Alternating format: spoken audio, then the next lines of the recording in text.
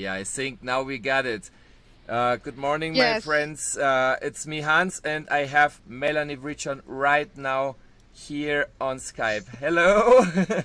Hello, Hans. Finally, we got there. Yes. Yeah, we got some technical problems here, but finally, like you said, we have it. Welcome back. True. Good to see you. Yeah, thank you very much, Hans, and I'm very pleased to be again on your show. Yes, yes. And it won't be the last time because this year will be the year of change, because I'm also so sick of this, Sure. what is happening. Yesterday I had a live stream with your friend Wendy, and it cannot continue like it is happening right now with all this new world order crap and mind control and chemtrails and everything. We have to do really something. Okay, it's your turn. Please tell us what's happening. Okay, thank you, Hans. Yeah. Yes, indeed, a lot of things have happened. We have Mhm. made a lot of progress, so I'm pleased to say that at least. Mhm. Yeah, so the important thing is to remind people again, our viewers, who I am, what I do, and what the issues is that we are concerned with. I have co-founded two organizations Mhm. that defend the rights of the victims of non-consensual implantation by remote influencing technologies, what we currently know under mind control technologies. Mhm. The victims complaining about this, the complaints have risen exponentially over the last decade so. Most of the time, the victims with whom we are in contact tell us that they had, for example, a surgery. They had to go to the hospital for some kind of surgery with general anesthetic in general, and then wake up like they often say, like a changed woman or a changed man. Do not feel that they're like actually themselves anymore. Mhm. And what usually has happened is that they have been non-consensually experimented on with covered technologies, remote influencing technologies. So they usually complain about symptoms like electrical shock sensations, pain all over the body, tinnitus, ringing ears, excruciating headaches, problems, remembering things, problems concentrating. Their life really goes down the hill. They usually lose their job, their family members, the life. Anyway, so what I was saying is that last year we founded European Coalition Against Covert Harassment, Mhm. and this is an organization that focuses on the lobbying the EU institutions, because we would ultimately like to have, first of all, an international or at European level an investigation into these complaints, and also to examine the results we have achieved with ICAACT, because we have actually scanned victims of these cover technologies, well, in an uncontrolled and in a controlled environment, which is basically Faraday cage, and could therefore prove that these victims were emitting radio frequencies within a controlled environment, a Faraday cage. So with this, we could really prove that the radiation, that the emissions, the radio frequency emissions, rather came from their bodies. So this is, what two physicians that are on our board, Dr. John Hall and Dr. Edward Swenson. I've been very busy getting the attention of the European Parliament, of the members of the European Parliament on these issues, and requesting a hearing by our technology and legal experts. So to basically to expose our proof, our evidence that we have uncovered through the testing with the International Center Against Abuse of Covered Technologies to them. The aim of this, the goal is, of course, that we achieve a total ban, at least in the European Union, on these new physics torture weapons that are deployed against defenseless citizens, and that any weapons or technologies that enable manipulation of the human beings should be totally prohibited. So this is what I have been concentrating on. It has had for me, it's been not without personal consequences. Let's say the what we call organized stalking and the harassment, as I said, European Coalition Against Covert Harassment. So the covert harassment, or in my case, it's been a rather already overt harassment, has been considerably increased since I've been active in this role and have started to get some results. What I would like to mention in particular is that just before Christmas, I had actually replied to the chairman. What I was saying is that on the 30th of December, I came home with my friend from shopping. Yeah. And 3 police officers homed in on us from behind and said that by order of the King's prosecutor, they would take me to an immediate psychiatric exam. Mm-hmm. And when I tried to know a little bit more about this and asked what was going on, and they were very quick to handcuff me and shoved me into the police car. Mm-hmm. And took me to the hospital, one of the major Flemish university hospitals here in Brussels. Mm-hmm. I had just the time to authorize them to give the keys to my friend because she was a guest in my house. She would not have any place to go. And so I was handcuffed until we arrived in the office of the psychiatrist, and by which the officers left then and took the handcuffs off. And the psychiatrist said that he had received from the prosecutor an order for psychiatric commitment in this hospital. So not only an exam, but for incarceration in this hospital. So in the psychiatric unit. I tried to understand what was going on. He himself did not seem to have a lot of information about the reason.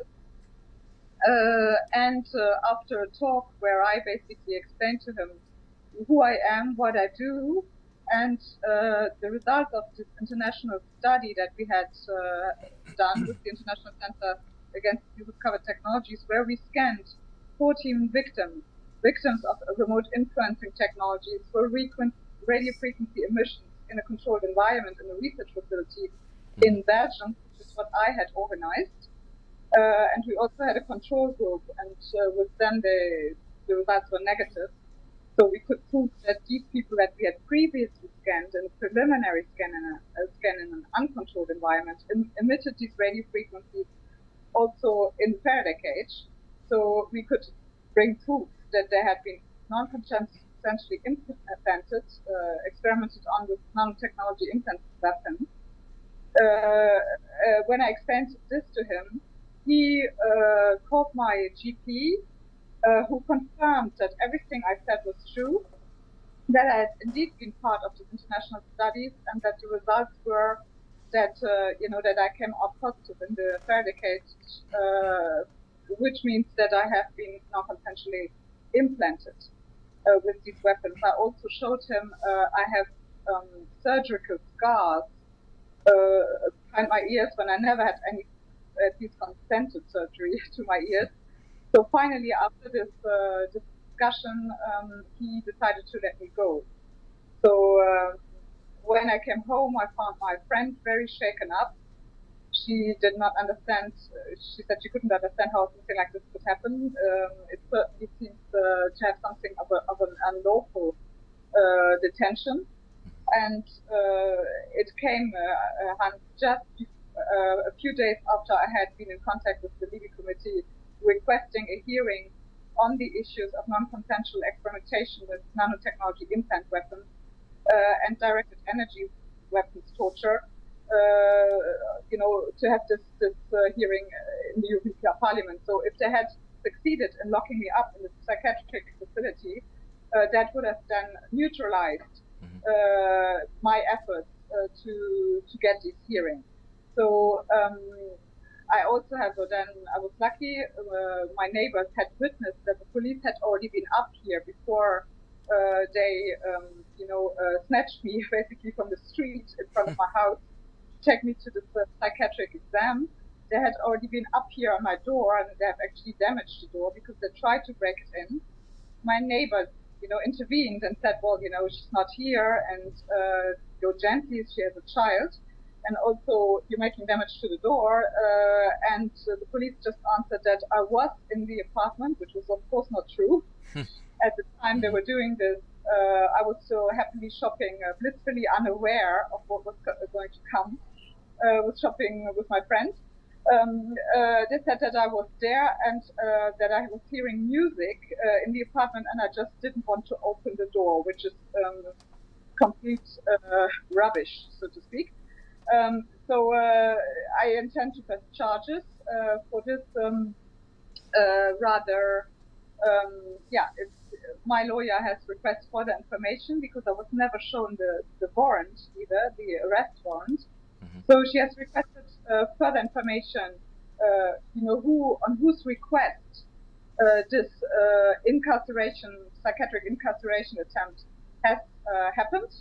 So we're waiting to see if we, to get further information on this. But in any case, I just intend to press charges, regarding what has happened, and also they have, damaged the door. So I think the least would be that they would repair it.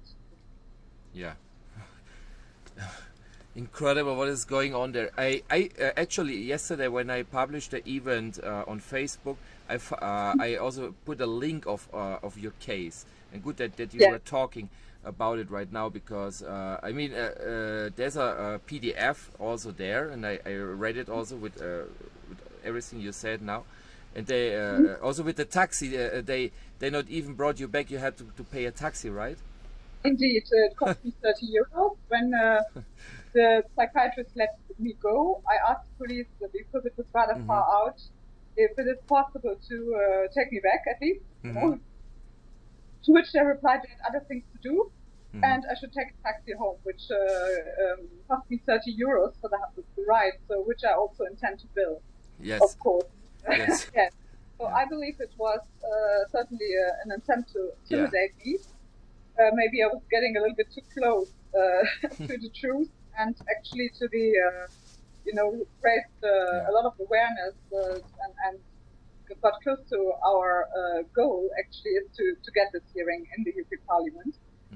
This is what I've been working on and concentrating on the recent, weeks and months. So maybe I was getting a little bit too close to actually achieving this.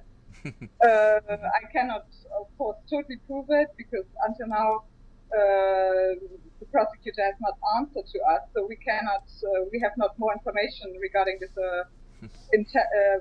attempt for psychiatric incarceration. But it certainly is, let's say, alarming, or it raises question that this attempt to, lock me up in psychiatry happened a few days after I had sent the request to the Legal Committee in the European Parliament for the hearing. So I personally believe that there's most probably a link. We're trying to find that out. What concerns me is that this has even made me even more determined.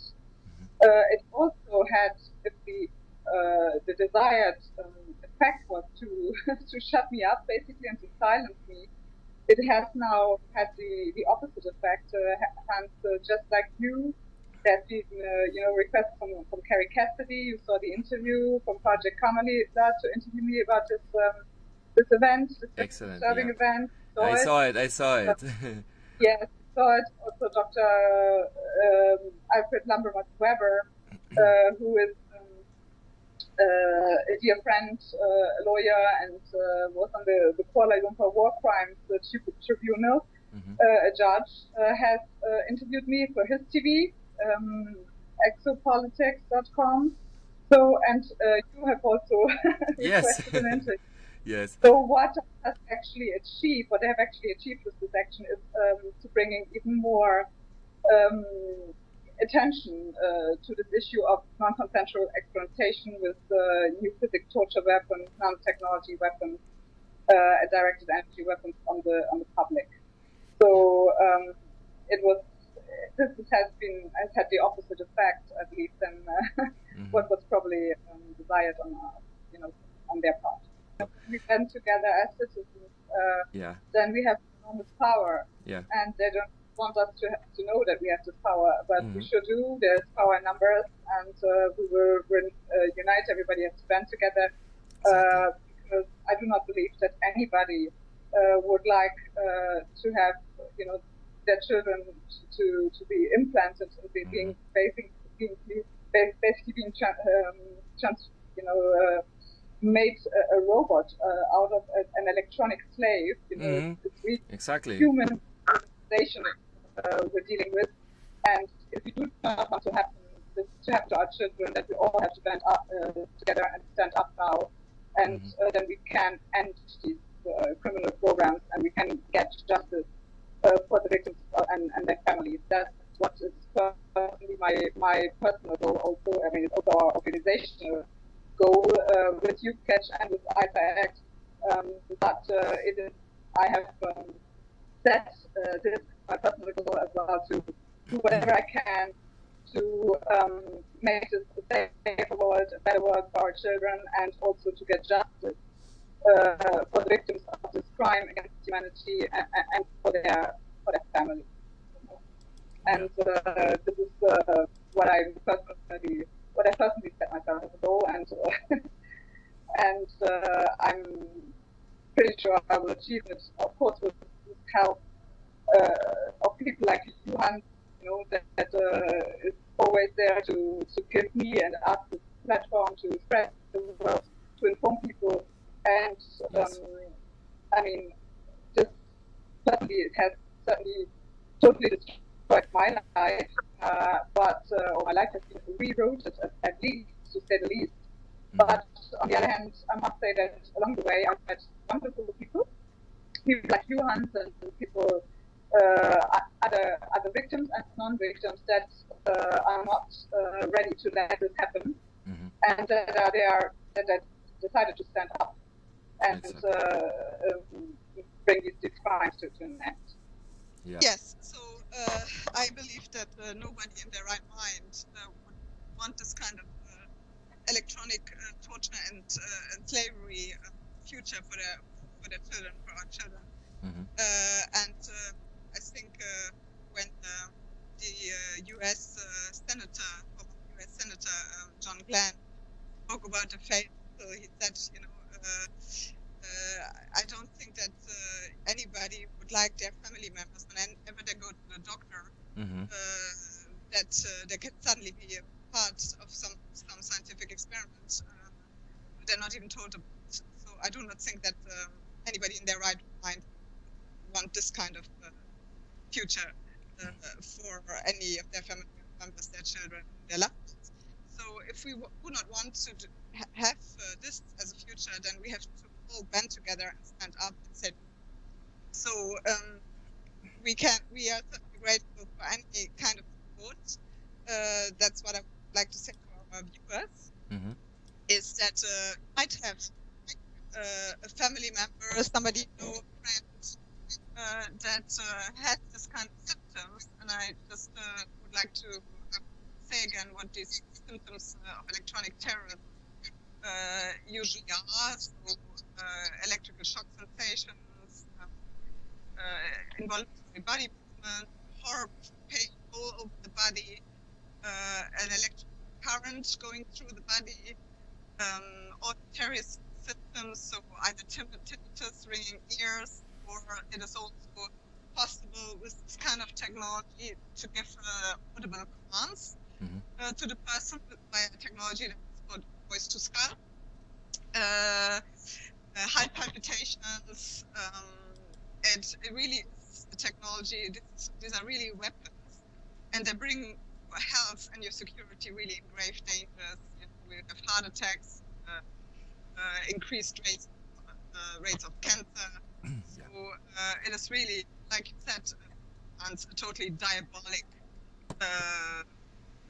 technology and weapons, and we want to keep freedom and do not want to be tortured, and we certainly do not want our children to be tortured and grow up in this being a norm. Yeah. And as Edward said, if we do not stand up, our children will never have any unrecorded moment. They will never know what it means to have a private moment in their lives without being, surveilled and observed by this technology. And what our victims actually experience is even a big step further, being tortured on a daily basis via this technology. So we have to stand up and bring this to an end. So yes. I would like to say to our viewers, if you have friends or family members who display any kind of these symptoms and want to get tested, you can contact ICAACT, ICAACT.org, and register for radio frequency scanning that we do regularly. These events are usually announced on our website. So I also would like to encourage the victims to give us their testimony via the EUCACH website. You can write your story if you're a victim, give us your testimony, because the more of these testimonies we have, the easier it is for us to actually show to the authorities and to our politicians that this is going on and something has to be done about it very fast. So I would like to say that to our viewers, because I'm pretty sure that maybe people that are listening to us have either these symptoms or know maybe somebody who is a potential victim and is interested in getting tested. It is very important to provide victims with evidence, because unfortunately, what happens to them when they go to their physician and they complain about the symptoms, they're very quickly, railroaded into the psychiatric, like it was, attempted with me as well and unsuccessfully. Unfortunately, once I had on the book, and I could speak to the psychiatrist, made perfect sense, and so it is very important, I believe, to provide those evidence. With ICAACT. The good news is also that in the Bay Area in California, we have just succeeded in actually getting the funding for a facility, for a testing facility. So in future, the scanning in the Faraday cage phase 3 of the website. So our trust problems do not seem to have improved. I'm almost at the end of my message of the update I want to give today. Mm-hmm. So I just want to add maybe another thing. The other dear friend we have, Peter Vritschan, mm-hmm. The leader of the civil rights movement here in Belgium, the Belfort Group, who is very actively fighting the chemtrails and vaccines, the really very dangerous substances that are put into the vaccines, which we then put in our children and babies. Exactly. Can really be considered bioweapons, I believe. So he had sent various articles to the Flemish Ministry of Health, trying to get attention to these very dangerous substances in the vaccines, especially. And what I would like to say is also linked to the issues of remote influencing technologies and non-consensual implantation, because most of the victims that we, when we ask them, what did you have done there? Did you have a surgery? They tell us either they had a surgery or they had a vaccine at the next point where they then come up positive. So that is very often the case. So Peter Vritschan has tried to get ministry's attention on these issues, and was then, put on trial with stalking charges, harassment charges, just because he was trying to get the ministry's attention on the the danger of the vaccine and the substances they contain and the danger for human health. So we had the trial was on the 15th of January, where many people, members of the civil rights group, the Belfort group, where I'm also a member, showed up, all dressed in black. Over 200 people showed up because it was really not a trial about Peter harassing the ministry, but it was about freedom of expression, and actually asking them to take their responsibilities to look at this, very concerning health issue. Mm-hmm. So tomorrow is actually the verdict. They're going to read the verdict tomorrow. It's in Ghent. It's about an hour's drive from Brussels. I really wanted to go there and take my American friend Wendy, who you interviewed yesterday, Hans. Mm-hmm. Unfortunately, many victims of covered technologies, and I'm not an exception, also experience like organized stalking, like illegal entry into their homes, their property being ransacked, and my car has been vandalized in this fashion many times. So it has just been vandalized again a few days ago, and it is now in the garage. So I do not have means of transport tomorrow to go to Ghent and to attend the pronunciation of the verdict. I would like to remind our viewers that the prosecutor had asked for a 3-month jail sentence for sending, emails of concern to the ministry. Mm-hmm. So I do not believe, and I really do not hope, it would be a 3-month sentence. This would be totally outrageous, because what is really on trial here is freedom of expression. Mm-hmm. It's not. It's nothing else. So it's a fundamental right, actually, freedom of expression. Yeah. So we will see what the verdict is tomorrow. I very much regret that I cannot attend, tomorrow. But even if it's one day, let's say, the sentence, even on probation, it is still too much, of course, because it is really a fundamental right to freedom of expression. Yeah. And if you are not allowed to send emails of concern about the danger of these vaccines to the Ministry of Health, well, Hans, where should you send it then? Exactly. To who should we turn as concerned citizens when we have these issues and when we are concerned and would like our authorities and politicians to take action. I studied, I think, absolutely, very grounded, founded concerns. Yeah. So I will still see. As I said, my car has been vandalized so many times, so I cannot drive there. But maybe I can find.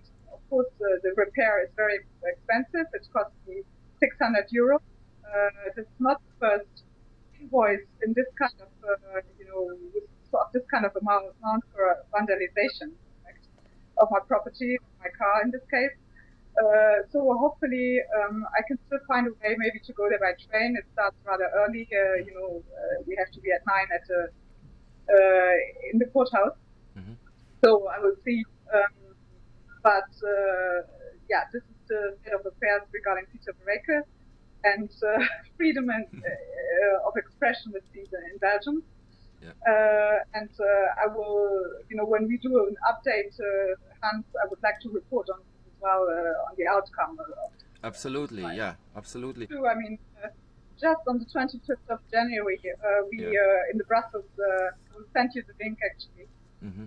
In the Brussels city center, we had this global march against geoengineering and chemtrails. We had an exhibition with posters and informed the public. And this was amazing to see how many people actually had never noticed quite lingering white stripes in our sky, but there were children who had actually done drawings and told their parents, "Look up, this is not normal. Exactly. What are these stripes? What is this?" Yeah. So I think it was a good action, and it was I think we succeeded in waking people up. You breathe them in, they bore through your lungs. Yeah. They break the blood-brain barrier, and that's how you get connected, to H.A.A.R.P. And today you can really talk about human robotization. I mean, I've got robotic parts in my body, so this is really the criminality of. I mean, this crime is so huge; it's really difficult to comprehend. So the victims come to us that get scanned. They do have symptoms, but I believe that many more are actually already implanted without knowing it. Yeah. Thank you so much for your time anyway and your updates. It was great to see you. And have a great day and much luck tomorrow. If you go there, toi toi toi, like we said in Germany, viel Glück. Und ja. Okay, and see you.